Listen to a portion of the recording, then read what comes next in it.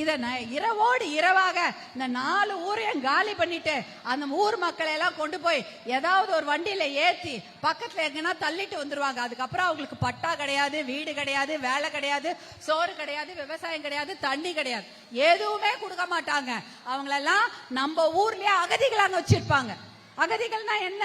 உங்களோட ஊரு, நாடு, உடைமை, சொத்து, சுகம் எல்லாத்தையும் இழந்துட்டு குழந்தை குட்டிங்களோட ராவோட ராவா உங்களை ஏதாவது ஒரு ஊர்ல போய் தள்ளுறாங்களே, அதுதான் அகதிக. அவங்க போர்க்காலத்துலதான் அகதிக உருவாங்களாம். ஏதாவது பெரிய 2 நாட்டுக்கும் சண்டை வந்தா அப்ப வேற வழி இல்லாம அகதிகள் உருவாவாங்க. ஆனா இன்றைக்கு கடலூர் மாவட்டத்தையே அகதிகள் மாவட்டமாக மாற்றி வச்சிருக்கிறாங்க. அதுதான் இன்னைக்கு நடந்து வச்சிருக்கிறது. அதனாலதான் நம்ம பாட்டாளி மக்கள் கட்சி சார்பாக இவ்வளவு பெரிய போராட்டங்களை முன்னெடுத்து நடத்தி செஞ்சுட்டே இருக்கிறோம். 1 லட்சம் இல்ல, ஒரே ஒரு ஏக்கர் நிலத்தை கூட அவங்களால கை வைக்க முடியாது. 1 ஏக்கர் நிலத்தை கூட அவர்கள் கை வைத்து எடுக்க முடியாது. இன்னைக்கு அதை தடுத்து வச்சிருக்கிறோம். இல்லனா என்னைக்கோ உங்க நிலத்தெல்லாம் புடிங்க அனுப்பிட்டு இருப்பாங்க. அதனாலதான் மருத்துவர் அன்புமணியா இருக்கட்டும், இந்த சகோதர சகோதரிகளா இருக்கட்டும், எல்லாரும் உங்களுக்காக போராட்டம் பண்ணி சண்டை போட்டு கேஸ் வாங்கிட்டு இங்க உட்கார்ந்து இருக்காங்க. நான் ஒண்ணு கேக்குறேன், இப்ப உங்க எல்லாருக்கும் கஷ்டம்னு தெரியுது. இதே மாதிரிதான் மதுரை அரிட்டாப்பட்டின்னு ஒரு ஊரு. அங்க டங்ஸ்டன் ஒரு சுரங்கம் இருக்குது. அதை எடுக்கணும்னு வரும்பொழுது நம்முடைய மாண்புமிகு முதல்வர் அவர்கள் பயங்கரமா அதுக்காக கோவப்படுறாரு.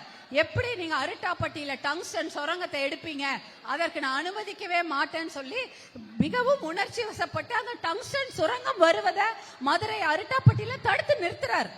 அதே போல திருவாரூர்ல இதே மாதிரி ஒரு நிலக்கரி சுரங்கம் எடுக்கிறதுக்காக நோட்டீஸ் வரும்பொழுது அப்பயும் கொதிச்சு போறாரு.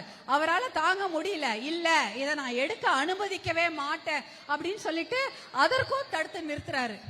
இத்தனை தாயுள்ளத்தோடு கருணையுள்ளத்தோடு மதுரை அரிட்டாப்பட்டிக்காகவும் திருவாரூர் நிலக்கரி சுரங்கத்துக்காகவும் குரல் கொடுத்த நீங்கள் எங்க கடலூர் மாவட்டத்தை பார்த்தோம் கொஞ்சம் குரல் கொடுங்கன்னு தான் கேட்கிறோம். நாங்க கடலூர் மாவட்ட மக்களும் மக்கள் தானே, அவங்களுக்காகவும் நீங்க குரல் கொடுக்கலாமே, ஏன் மௌனமாக இருக்கிறீர்கள்? கண்டிப்பாக நீங்க அவங்களுக்காகவும் குரல் கொடுங்க. ஏன்னா இவங்களை ஓட்டு போடுற ஜனங்களா பார்க்காதீங்க, சோறு போடுற ஜனங்களாவது பார்த்து அப்படின்னு நினைச்சுக்கிட்டாவது அந்த கடலூர் மாவட்ட மக்களுக்காக குரல் கொடுங்கள், மௌனமா இருக்காதீங்க. ஏன்னா இந்த NLC இன்னைக்கு என்ன பண்ணிட்டாங்க, யாருக்கும் தெரியாம காசு அப்ரூவ் பண்ணி NLC போர்ட்ல 3வது நிலக்கரி சுரங்கம் எடுக்க அனுமதி பெற்று இருக்கிறாங்க. NLC போர்ட்ல வச்சு அனுமதி பெற்று காசு அதுக்கு ஒதுக்கி இருக்காங்க.